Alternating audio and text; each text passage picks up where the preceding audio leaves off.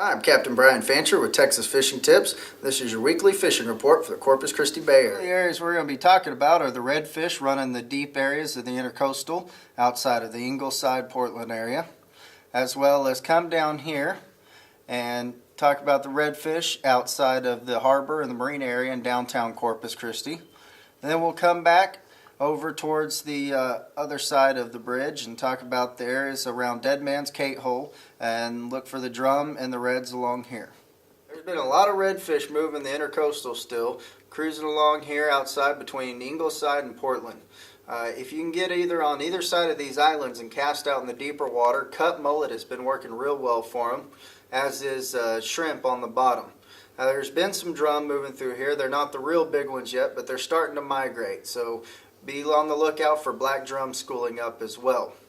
If you'll work your way down around the point of Ingleside, over here around the backside of this large island right here, there's been some reds tucked up on the sides of it.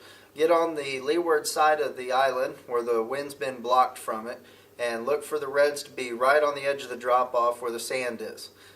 There's been some trout along here as well, but mainly your redfish and drum have been hanging on the edges. There's been a lot of redfish and mangrove snappers caught along the rocks outside the Corpus Christi Yacht Club area.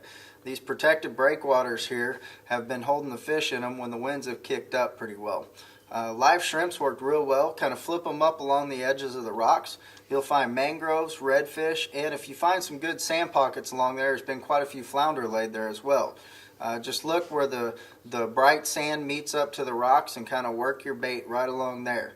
Also, a sand eel bump slowly's worked pretty well. There's still a pretty good concentration of drum between Dead Man's and Kate's Hole. So best way I've found is start a good drift along here and throw your shrimp under about a 3-foot leader, 2 to 3 foot leader under a popping cork and work them along here. Now, depending on where the wind's been blowing, find yourself either closer to the shore or closer to this barrier island along here.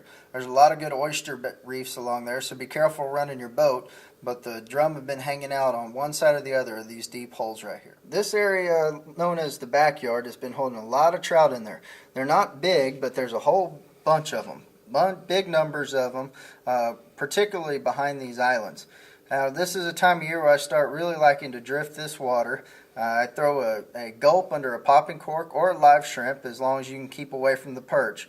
But a green and red gulp under about a 2-foot leader, just popping it along these grass lines, has been working real well to catch a good number of trout. We've had some pretty strong tide fluctuations, so the area outside the Oso Bridge where it connects the university to the Naval Air Station has been really good for trout.